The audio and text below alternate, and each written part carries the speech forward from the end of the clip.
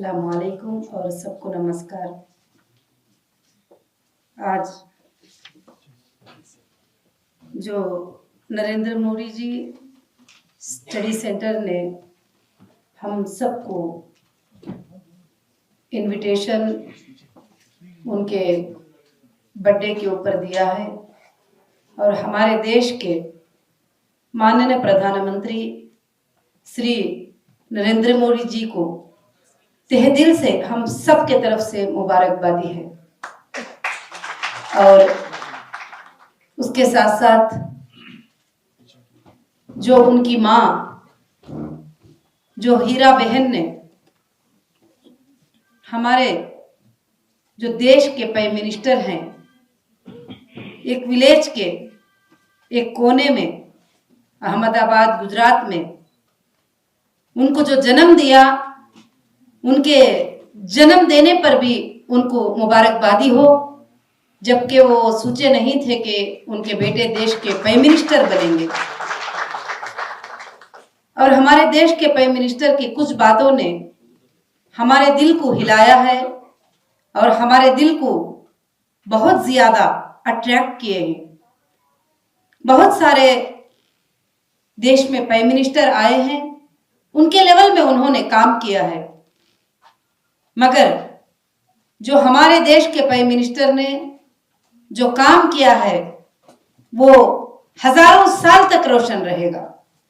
और चांद पर चंद्रायन को पहुंचाने तक क्यों ना हो और सबके साथ सबके विकास का नारा क्यों ना हो, भले अपोज वाले हजारों बातें करते रहे, मगर सोच जो होती है सबके साथ सबके विकास, जो यहाँ पर जितने भी गेस्ट बैठे हैं और आप सबको और सारे देश को मैं यहाँ से यही आवाज देना चाहती हूँ, जो लोग सबके साथ सबका विकास रखना चाहते हैं, उनको चाहिए कि हम सब एक भारतीय बनकर इंसाफ के साथ रहे, सच्चाई के साथ रहे और अच्छाई के साथ रहे, और जात और जमात के साथ नहीं, बल्कि जो अच्छा काम होता है हम उसकी तारीफ करने के साथ रहे।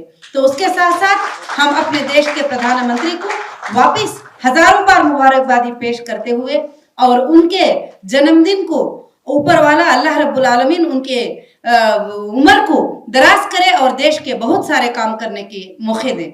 उसके साथ साथ उनकी और एक बात भी बहुत मेरे दिल को छू गई थी। मैं एक ट्रैवल में थी, उस वक्त में मुझे मैसेज आया कि हमारे देश के प्राइम मिनिस्टर के माँ का देहांत हो गया है और उनकी माँ दुनिया से चली गई है। मैं मीडिया में देख रही थी, चैनल में देख रही थी वगैरह सब कुछ भी। तो मैंने सोचा कि देश के प्राइम मिनिस्टर की माँ का इंतकाल हुआ है। मैंने सोचा कि बहुत सारी मिलिट्री होगी, बहुत सारी आर्मी होगी, बहुत सारी पब्लिक होगी, शायद लोगों ने इस बात को ध्यान दिया है या नहीं मुझे नहीं पता, मगर मैंने इस बात पे ध्यान दिया और गौर किया। मैंने सोचा कि बहुत सारी लंबी पब्लिक होगी, पूरे लोग आएंगे, पूरा देश आएगा, पूरे चीफ मिनिस्टर आएंगे, पूरे इंडिया के मिनिस्टर जाएंगे, कैबिनेट मिनिस्टर जाएंगे, बहुत सारा हंगामा होगा, मजमा होगा। मगर हमारे देश के प्राइम मिनिस्टर की जो सोच थी वो बहुत अच्छी सोच थी। जब उनका पर्सनल लेवल आता है तो उन्होंने कहीं भी जो है पब्लिक मनी को यूज नहीं किया और पब्लिक मनी को खर्च नहीं किया, और खर्च होने से उन्होंने बचाया। और मैंने देखा कि उस वक्त जब देखते हैं तो उनकी माँ का जब देहांत हुआ है और आखिर वक्त में उनके जो आखिर के वो जो ये होते हैं वो इतनी सादगी से थे, जो बहुत कम लोग बहुत सादगी से वो साथ में गए और उसी दिन उनका पूरा वो जो अंतिम संस्कार था, जो भी थे रस्म रिवाज, वो सब कुछ उन्होंने कर दिया और आकर मीटिंग में शिरकत कर लिए। और ये मैं न्यूज में देख रही थी, तो मैंने ये किसी को आज तक शायद मैं किसी को अपने आसपास वालों को भी ये बात नहीं बताई, क्योंकि आपको मालूम है कि कुछ बातें बोलते हैं तो लोग कुछ अलग बोलते हैं, कुछ अलग बोलते हैं। मगर आज उनका जन्मदिन था तो मेरे दिल में ये बात रही नहीं गई कि मैं उस दिन वो बात को देखी तो मेरे आंखों में आंसू आ गए और मुझे लगा कि ये सच में देश का प्रेम करने वाले हैं, ये सच में देश के पैसे को बचाने वाले हैं, ये सच में देश को चाहते हैं, ये सच में खुद की कोई मसलिहत नहीं है। अगर दूसरे प्राइम मिनिस्टर होते तो माँ के इसके वक्त में जो है मिलियनों रुपये खर्च करा देते थे, मगर उन्होंने इतनी सादगी से इस चीज को कर दिया कि सीधा फ्लाइट में आए और सुने और ये होते ही वापस आकर मीटिंग में भी शिरकत कर ली और फिर वापस जो है मीटिंग में आकर पब्लिक के लिए देश की बात कर रहे हैं। ये बहुत ही अच्छा लगा और दिल को छू गए। और दूसरी बात, मन की बात को लेकर बच्चे बच्चे को बात करना कि तुम्हारे मन में क्या है। आज लोग तो अलग अलग बातें बनाते ही बातें करते हैं कि उसने जीत गए, ये पार्टी है, ये पार्टी मुसलमान की मदद है, ये पार्टी माइनॉरिटी की है, ये पार्टी मुस्लिम की है, फलाने। तो मैं यहाँ जितने भी लोग बैठे हैं उनको और देश को एक ही मैसेज देना चाहती हूँ, पार्टी को और देश के प्राइम मिनिस्टर को पब्लिक बनाती है और पब्लिक देखती है, पब्लिक सूझती है और पब्लिक के हाथ में ये चीज होती है। इसलिए हम बीच में लड़कर ना मरे इन चीजों को और ना इन चीजों पर ध्यान दे। हम सब एक बनकर चलें, इंसाफ के साथ रहें। भले जो भी इंसान इंसाफ करे उसकी बात करे और सच्चाई के साथ रहे।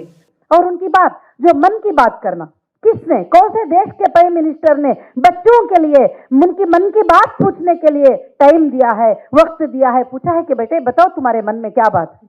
तो मगर नरेंद्र मोदी जी ने, हमारे देश के प्राइम मिनिस्टर ने बच्चों को मन की बात पूछकर उनके दिलों को छू लिया और उनसे पूछा, उनसे बात किया कि तुम्हारे मन की क्या बात है। और भी एक बात मेरे दिल को बहुत छू ली। अभी मैं ये बातें सब मैं कोई किताब में कोई प्रिपेयर करके पेपर में नहीं लाई हूं, मैं माफी चाहती हूं। मेरे जो दिल में है ये बातें आपके सामने बता रही हूं। और मैंने देख रही थी, क्योंकि मुझे भी पहले पहले जब सुनते थे अपने लोग कुछ कहते थे तो कुछ बातें सोचने पर मजबूर करते थे, मगर जब प्रैक्टिकल देखा गए तो ऐसे वंडरफुल इंसान, ऐसे वंडरफुल प्राइम मिनिस्टर आज तक देश में नहीं आए थे, ना आएंगे मेरे ख्याल से, जो इस तरह के देश के प्राइम मिनिस्टर हैं नरेंद्र मोदी जी।